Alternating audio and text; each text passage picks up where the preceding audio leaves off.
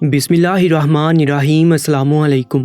درباری T V YouTube channel پر آپ سب کو خوش آمدید کہتے ہیں۔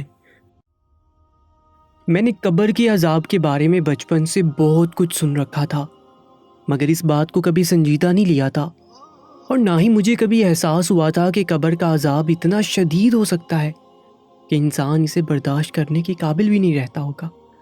لیکن جب خود پر گزری تو اس اذیت کا حساب کرنا میرے لیے مشکل ہو گیا۔ میں پچھلے 2 سال سے گورکن کا کام کر رہا تھا۔ میرا تعلق مڈل کلاس سے تھا اور میں دراصل پیشے کے لحاظ سے ایک مزدور انسان تھا۔ ہمیشہ سادہ زندگی گزاری تھی اور کسی لالچ میں خود کو تباہ نہیں کیا تھا۔ شادی کی عمر ہوئی تو میں نے اپنی ایک خالہ زاد کزن کے لیے اپنے والدین کے سامنے خواہش ظاہر کر دی۔ مجھے اپنی وہ کزن ہمیشہ سے پسند تھی۔ والدین کا کوئی اعتراض نہیں ہوا۔ ہمارا پورا خاندان غریب طبقہ تھا، اس لیے میرے پیشے سے کسی کو کوئی مسئلہ نہیں ہوا، بلکہ رشتہ مانگا گیا تو رسمی سوچ و بچار کے بعد فوری ہاں کر دیا گیا۔ میں زندگی میں پہلی بار اتنا خوش ہوا تھا، اور اپنی ماں کی ہدایت پر میں نے مزید محنت کر کے پیسہ بچانا شروع کر دیا تاکہ میری شادی کی تیاری کی جا سکے۔ بہت محنت اور خوشی سے میں نے اپنی شادی کی تیاریاں کی تھیں، مگر جیسے میری شادی کے دن قریب آئے مجھے اپنی کزن کا پیغام موصول ہوا کہ وہ مجھ سے ضروری بات کرنا چاہتی ہے۔ میں اس کے پیغام پر خوشی سے اس کے گھر پہنچ گیا۔ مجھے لگا وہ شادی کے بارے میں مجھ سے کوئی خاص خواہش کرنا چاہتی ہوگی، مگر اس کے روبرو پہنچ کر مجھے اس ملاقات کی وجہ سمجھ آئی تو میرے ہوش اڑ گئے، کیونکہ میری کزن کا چہرہ بہت بیزار اور اکتایا ہوا تھا، اور میرے سامنے ہوتے ہی اس نے بغیر کوئی تمہید باندھے ٹھک سے مجھے انکار کر دیا تھا۔ اس نے مجھ سے اپنی ناپسندیدگی کا اظہار کرتے ہوئے کہا کہ وہ مجھ سے شادی کرنے کے لیے کبھی تیار نہیں ہوئی تھی، مگر اس کے والدین نے اس کے ساتھ زبردستی کی اور میرے رشتے کے لیے ہاں کہہ دی، جبکہ میری کزن اپنی چچا زاد کزن کو پسند کرتی تھی، جو کہ ایک مدرسے سے تعلیم حاصل کر کے اب مدرسے میں ہی نوکری کر رہا تھا۔ وہ دونوں بچپن سے ہی ایک ہی گھر میں رہے تھے، اس لیے یقیناً میرے کزن اپنے چچا زاد سے زیادہ کسی کو اچھا سمجھ ہی نہیں سکتی تھی۔ میں اس کی بات سن کر بے چین ہو گیا تھا۔ میرا دل ایک دم بجھ گیا۔ مجھے یہ بات بہت بری لگی تھی۔ میں اس اچانک انکار پر غم سے بے حال ہو گیا تھا۔ میں نے اپنی کزن کے لیے اپنی حیثیت سے بڑھ کر تیاریاں کی تھیں، اور وہ مجھے صاف لفظوں میں اپنے قابل نہیں کہہ رہی تھی، اور میرے سامنے اپنے کزن کو مجھ سے بہتر اور نیک کہہ رہی تھی۔ میں اس کی بات سمجھنے کی بجائے غصہ ہو گیا اور اسے برا بھلا کہنے لگا، حالانکہ یہ اس کا شرعی حق تھا کہ وہ نکاح کے لیے اپنی اجازت اور مرضی ظاہر کرتی، مگر میں کیا کرتا؟ قصور تو میرا بھی نہیں تھا۔ میرا دل بری طرح سے ٹوٹا تھا۔ نہ اس کے والدین نے اسے یہ حق استعمال کرنے دیا تھا، نہ میں نے اس کو سمجھنے کی کوشش کی تھی۔ الٹا اس پر غصہ ظاہر کر کے میں نے ضدی لہجے میں اسے جتایا کہ میں بہر حال میں اسے شادی کروں گا اور ساری زندگی اسے اپنی قید میں رکھوں گا۔ میری کزن کا چہرہ بالکل پھک پڑ گیا تھا۔ وہ افسردہ لہجے میں بولی کہ اس کو مجھ پر یقین تھا، میں زبردستی نہیں کروں گا اور اسے سمجھ کر شادی سے انکار کر دوں گا، مگر میں نے اسے مایوس کر دیا تھا اور یہ ظاہر کیا تھا کہ میں بھی عام مردوں میں سے ہوں جو عورت کو حکم کا غلام سمجھتے ہیں۔ میں تب خود غصے میں تھا، اس لیے اپنی کزن کی بات پر بھی شرمندہ نہیں ہوا اور وہاں سے تن فن کرتے ہوئے نکل آیا۔ گھر آ کر غصے میں نے جان بوجھ کر ایسی خریداری کی جو میری کزن کو ناپسند ہوتی۔ جو رنگ اسے سخت ناپسند تھے میں نے وہی لیے تاکہ میں اس پر اپنی مردانگی ظاہر کر سکوں اور اسے جتا سکوں کہ وہ میری مرضی کے خلاف جانے کی اوقات نہیں رکھتی۔ یہ سب کر کے میرا دل خوش نہیں رہ پا رہا تھا، مگر میری انا کو تسکین محسوس ہو رہی تھی۔ شادی کے دوران میں پہلے کی طرح جوش بھی ظاہر نہیں کر پایا تھا۔ میری کزن مجھ سے شادی ہونے پر اداس تھی اور میں اس کی اداسی پر غصے میں رہا۔ یوں ہماری شادی نہایت برے ماحول میں ہوئی تھی۔ شادی کے بعد میں چاہتا تو اپنے نرم رویے اور محبت سے اپنی بیوی کو اپنی طرف مائل کر لیتا، مگر میں اس کی شادی سے پہلے ظاہر کی جانے والی پسندیدگی کا غصہ دل میں دبائے رہا تھا اور اپنی بیوی پر ہر معاملے میں سختی کرنے لگا۔ شادی کے بعد میری بیوی نے میرے ساتھ خوش رہنے کی اور مجھے خوش رکھنے کی بہت کوششیں کی، مگر میں اکڑ گیا تھا اور اسے اس کی پسندیدگی کے طعنے دینے لگا۔ خاندان میں کبھی کہیں جانا ہوتا تو میں اپنی بیوی کو اپنے اس کزن سے دور رہنے کی خاص تاکید کرتا تھا جسے وہ پسند کرتی تھی۔ میری تاکید پر وہ ذلت سے گھٹ جاتی تھی اور مجھے یقین دلانے کی بہت کوشش کرتی تھی کہ شادی کے پہلے کا ہر شوق اور پسند وہ بھول چکی ہے اور اب میری بیوی بننے کے بعد مجھے ہی پسند کرتی ہے، مگر میں اس کا تمسخر اڑاتا تھا۔ شاید میری اسی فطرت عمل اور سخت رویے کی وجہ سے میری بیوی مجھے کبھی پسند نہیں کرتی تھی، کیونکہ میں ہمیشہ سے ایسا ہی تھا، اور میں نے خود کو بدلنے کی بجائے ہمیشہ اپنی بیوی کو طنز و تمسخر کا نشانہ بنائے رکھا اور اس کی زندگی عذاب بنا دی۔ ہماری شادی کو چند ماہ گزرے تو مجھے باپ بننے کی خوشخبری ملی۔ اس خبر کے بعد میں کچھ مدم پڑ گیا تھا اور اپنی بیوی کا خیال رکھنے لگا۔ شاید میں وقت کے ساتھ بالکل ہی بدل جاتا، مگر تب میری زندگی میں ایک ایسا واقعہ پیش آیا جس نے مجھے اپنی بیوی سے متنفر کر دیا۔ میری بیوی 7 ماہ کی حاملہ تھی۔ جب وہ چند دن کے لیے اپنے میکے رہنے گئی، میں نے 3 دن بعد اسے لینے جانا تھا، مگر اسے بیچ کر میں نے 2 دن نہایت بے سکونی میں گزارے اور اسے 2 دن بعد ہی لینے پہنچ گیا۔ اچانک اس کے گھر پہنچنے پر میں نے جو منظر دیکھا، وہ میرا غصہ 7ویں آسمان پر پہنچا گیا تھا۔ وہ اپنے اسی کزن کے ساتھ موجود تھی۔ وہ روتے ہوئے کچھ بول رہی تھی اور اس کا کزن اسے سنبھالے ہوئے تھا۔ میرا دماغ سائیں سائیں کرنے لگا۔ یقیناً وہ میرے خلاف زہر اگل رہی تھی۔ اپنے دماغ کی خرافاتی سوچ پر میں نے قدم آگے بڑھائے اور غصے سے اپنی بیوی کو اس کے کزن سے الگ کیا۔ میں بنا سوچے سمجھے اپنی بیوی کو لان تان کر رہا تھا اور اس کا کزن ہکا بکا سا مجھے دیکھ رہا تھا۔ میں ان کی کوئی بھی وضاحت سنے بنا اپنی بیوی کو گھر واپس لے آیا اور اسے بد کردار جانے کیا کچھ بولتا چلا گیا۔ غصے سے میرے ہاتھ قابو میں نہیں آ رہے تھے۔ میں پاگل ہو رہا تھا۔ ساکت نظروں سے مجھے دیکھتی میری بیوی کی طبیعت اسی رات شدید بگڑ گئی۔ میں اسے لے کر ہسپتال بھاگا تو ڈاکٹروں نے آپریشن کرنے کا بولا۔ میں گھبرایا ہوا تھا کیونکہ ابھی میری بیوی کے حمل کو 7 ماہ ہوئے تھے اور ڈاکٹر آپریشن کا بول رہے تھے، مگر ان کے خطرہ ظاہر کرنے پر میں ابھی سوچ میں گم تھا کہ میری بیوی میرے بچے سمیت اس دنیا سے چلی گئی۔ اس خبر نے مجھے گمسم کر دیا تھا۔ میرے ہاتھ جواب دینے لگے۔ میں نے اس کی زندگی میں شادی کے بعد سے ہمیشہ اس سے نفرت ظاہر کی تھی اور اسے سکھی نہیں رہنے دیا تھا، مگر میرا دل ابھی بھی اس کی محبت میں ڈوبا ہوا تھا۔ میں غم سے رونے لگا اور اپنے کیے پر بری طرح پچھتایا، مگر یہ پچھتاوا تب شدت اختیار کر گیا جب موت کے چند روز بعد میری بیوی کے اسی چچا زاد کزن نے مجھ سے مل کر مجھے اس روز کے بارے میں حقیقت بیان کی جس روز ان دونوں کو ساتھ دیکھ کر میں بھڑک اٹھا تھا۔ حقیقت کا انکشاف مجھے زندہ زمین میں گاڑنے کے برابر تھا۔ وہ مجھے بتا رہا تھا کہ اس روز میری بیوی کی طبیعت خراب ہو رہی تھی۔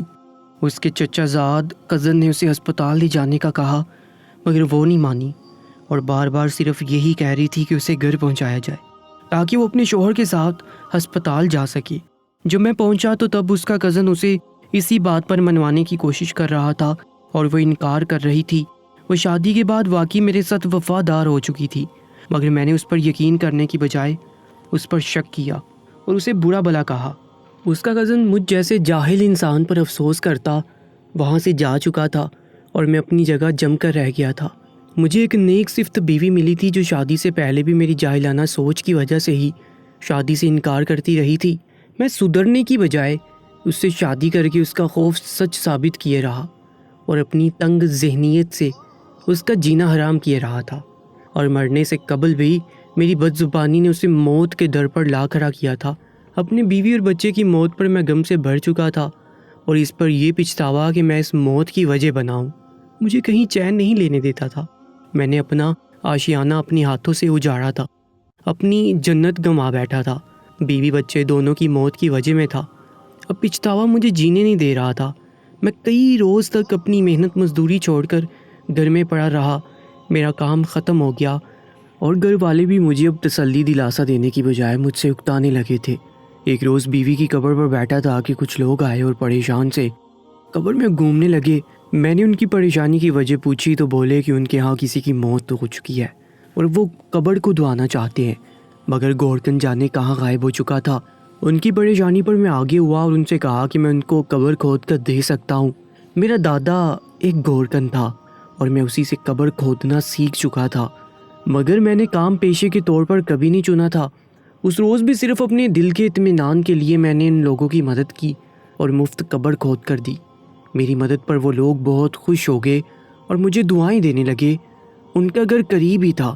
جنازے کے بعد انہوں نے مجھے زبردستی چاولوں کی پلیٹ لا کر دے دی۔ میں جو صبح سے بیوی کی قبر پر بھوکا پیاسا بیٹھا تھا، خاموشی سے چاول لے کر کھانے لگا، اور اس روز مجھے پہلی بار دلی اطمینان محسوس ہوا تھا۔ میں نے وہیں قبرستان کے کنارے پر بنی کوٹری میں پناہ اختیار کر لی اور اپنے سکون کے لیے یہی کام کرنے لگا۔ میں لوگوں کو مفت قبریں کھود کر دیتا اور بدلے میں وہ مجھے اپنی خوشی اور مرضی سے کچھ کھانے پینے کا دے دیتے۔ میرا اچھا گزارا ہونے لگا تھا اور زندگی میں سکون بھی رہنے لگا تھا۔ مگر کہا جاتا ہے کہ انسان کبھی اپنی مرضی سے راضی نہیں ہوتا اور تبدیلیوں سے واقف ہوتا خود کو مصیبتوں میں الجھا دیتا ہے۔ میرے ساتھ بھی کچھ ایسا ہی ہوا تھا۔ میں شرافت اور عزت سے زندگی گزار رہا تھا، مگر مجھے عزت راس نہیں آئی اور میری بدنیتی نے مجھے ایک بار پھر ایک ایسے عذاب سے دوچار کیا کہ میں ساری زندگی کے لیے سکون سے محروم ہو گیا تھا۔ ایک روز قبرستان میں سر شام کسی جوان لڑکی کا جنازہ لایا گیا۔ اس لڑکی کو قبر میں اتارنے لگے تو میں وہیں قریب رک گیا۔ اسے قبر میں اتار کر اس کے باپ نے اس کا کفن درست کیا تو کپڑا ہٹنے پر میری نظر لڑکی پر پڑی اور میری آنکھیں پھٹنے والی ہو گئی۔ وہ لڑکی نہایت حسین تھی۔ موت کے بعد بھی اس کا بے رنگ چہرہ بہت حسین لگ رہا تھا۔ نہ جانے اپنی زندگی میں وہ کتنی حسین لگتی ہوگی۔ اس لڑکی کو دیکھنے کے بعد سے میری نیت اس پر خراب ہو گئی۔ ویسے بھی قبرستان میں اکیلا ہی ہوتا تھا۔ میں اس حسین لڑکی کی میت سے بدفعلی کرنے کا پکا ارادہ باندھ بیٹھا۔ اس کے حسین پرکشش چہرے نے میرے دماغ کو مفلوج کر دیا تھا۔ میں نے اپنا انجام تک نہیں سوچا اور نہ ہی یہ سوچا کہ یہ سب نہایت بڑا گناہ ہے جو مجھ جیسے گناہ گار کو تو ہمیشہ کے لیے جہنمی بنا دیتا۔ میں کچھ سوچ نہیں رہا تھا اور جب وہ لوگ اپنی لڑکی کو دفنا کر اس پر مٹی ڈالنے کے بعد پیچھے ہوئے تو میں نے جلدی سے آگے بڑھ کر خود قبر پر لیپ کرنے کا کہا اور پھرتی سے وہ کام کرنے لگا۔ میں نے جان بوجھ کر قبر پر لیپ بہت پتلا دیا تھا تاکہ میں بعد میں آرام سے قبر کھول سکوں۔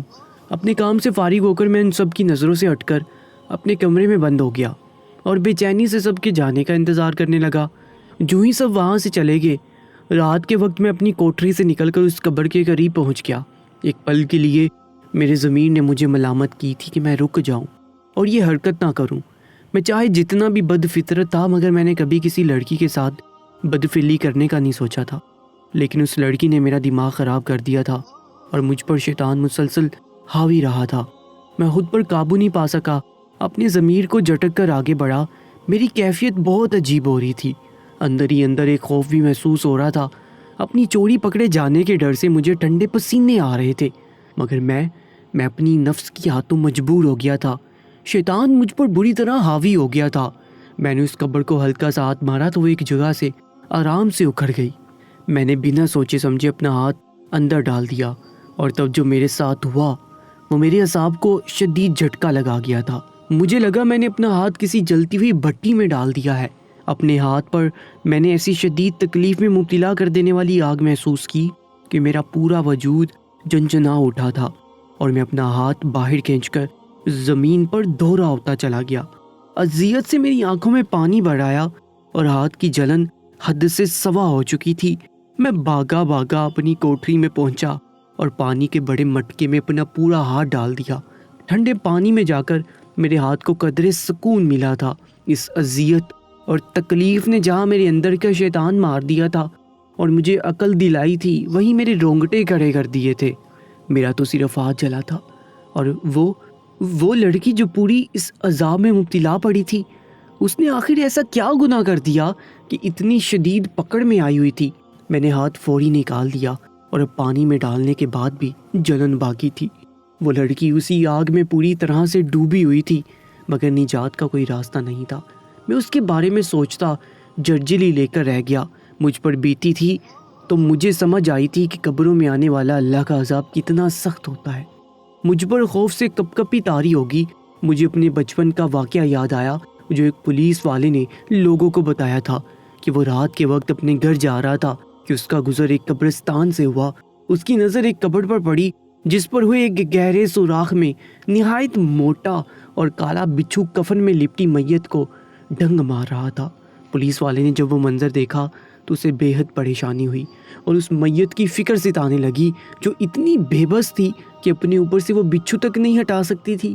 پولیس والے نے ترس کھاتے ہوئے اپنے ہاتھ میں پکڑے ڈنڈے سے اس بچھو کو اس مردے سے ہٹایا مگر وہ ہٹ کر پھر سے وہی عمل کرنے لگا۔ شاید یہ اشارہ تھا اللہ کی طرف سے کہ وہ اپنا کام کرے اور اللہ کے کام میں دخل نہ دے۔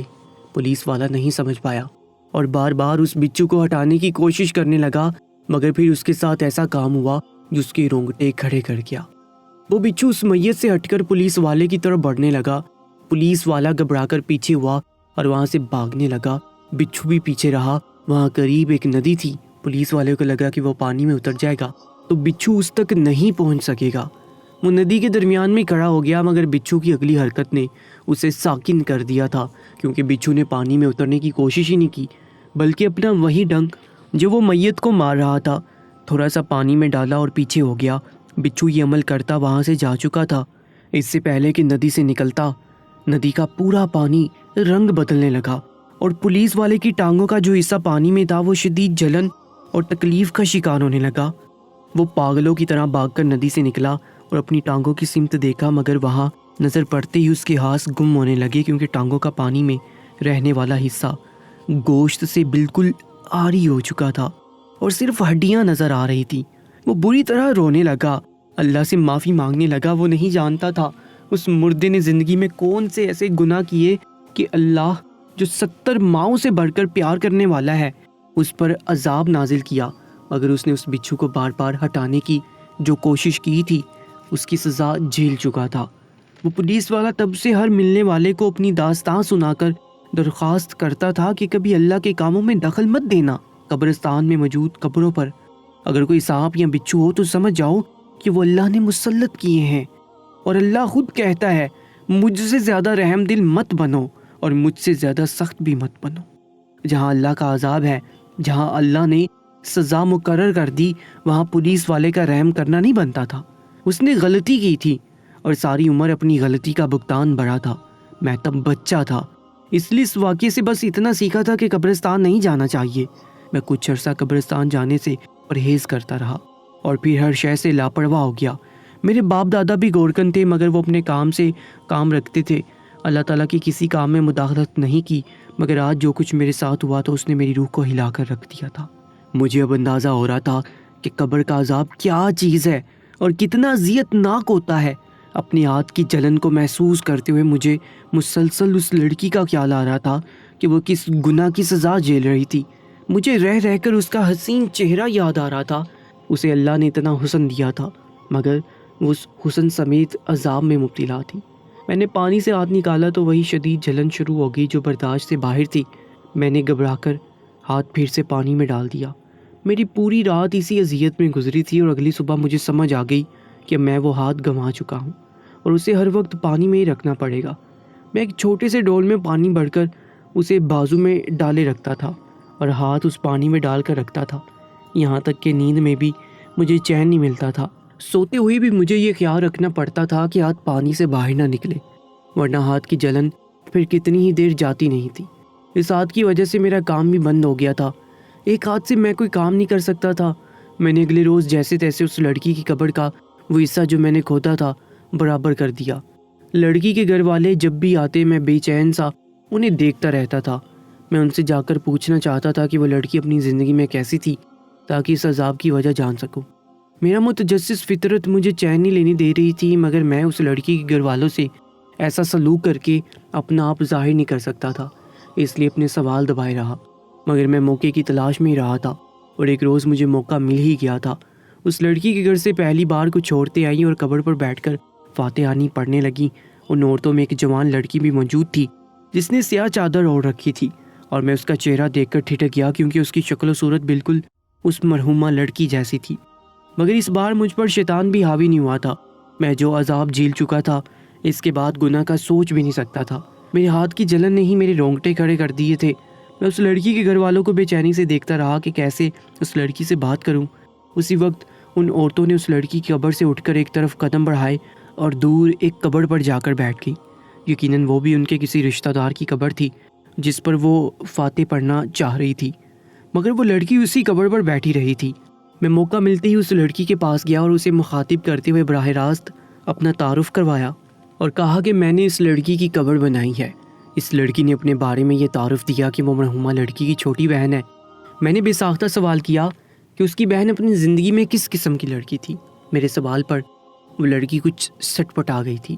وہ گھبرا کر بولی کہ میری بہن اچھی اور نرم دل لڑکی تھی۔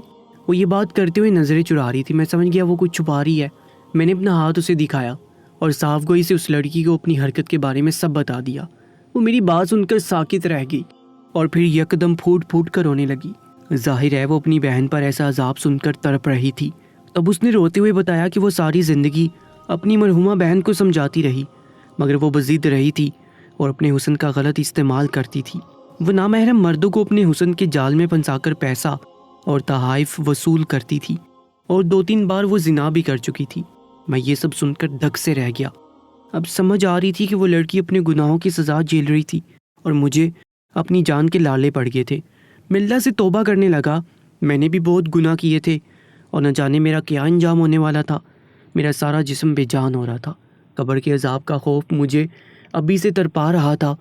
وہ لڑکی روتی رہی، اپنی بہن کی طرف سے اس کے کیے گئے گناہوں کی معافی مانگتی رہی۔ اس معصوم لڑکی کا سارا چہرہ آنسوں سے بھر گیا تھا اور وہ سب وہاں سے چلے گئے۔ میں واپس اپنے کمرے میں آ گیا۔ مجھے اپنی بیوی کے ساتھ کیا گیا سلوک یاد آ رہا تھا۔ میں نے اس کے ساتھ بہت برا کیا تھا۔ میں اپنے گناہوں کی ہر وقت اپنے رب سے معافی مانگتا تھا۔ مجھے یقین تھا وہ مہربان رب مجھے ضرور معاف کر دے گا، کیونکہ اس نے مجھے دنیا میں ہی معافی کا موقع دیا تھا۔ میں ہر وقت توبہ استغفار پڑھتا رہتا تھا۔ میں نے اپنی باقی زندگی خدمت خلق کے لیے وقف کر دی تھی۔ دیکھتے دیکھتے میرے ہاتھ کے جلن کافی کم ہوتے ہوتے اب ختم ہو گیا۔ اس کا مطلب تھا میری توبہ بارگاہ الہی میں قبول ہو گئی تھی۔ انسان اگر زندگی میں اپنی ذات کا محاسبہ کر لے اور اپنے گناہوں پر توبہ کر لے تو یقیناً وہ ایسے عذاب جھیلنے سے بچ سکتا ہے۔ ہمیں چاہیے کہ اپنی آخرت کی تیاری کریں۔ دنیا تو عارضی ٹھکانہ ہے، اصل آرام گاہ قبر ہے۔ اگر ہم دنیا میں ہی نیک عمل کریں اور اپنی قبر کی فکر کریں تو ہماری قبر روشن اور کشادہ ہوگی۔ اللہ پاک سے دعا ہے کہ جو لوگ اس دنیا میں نہیں رہے ان کی مغفرت کرے، ان کو قبر کے عذاب سے محفوظ رکھے۔ جو لوگ اس دنیا سے چلے جاتے ہیں انہیں ہماری دعاؤں کی بہت ضرورت ہوتی ہے۔ تمام مرحومین کو اپنی دعاؤں میں یاد رکھے، اور ایسے ہی سچے واقعات اور سچی کہانیوں کے لیے ہمارے YouTube چینل کو بھی سبسکرائب کرنا مت بھولیے گا۔ اپنا اور اپنے دوست احباب کا بہت زیادہ خیال رکھا کریں۔ انشاءاللہ ملاقات ہوگی ایک نئی ویڈیو میں، تب تک کے لیے اللہ نگہبان۔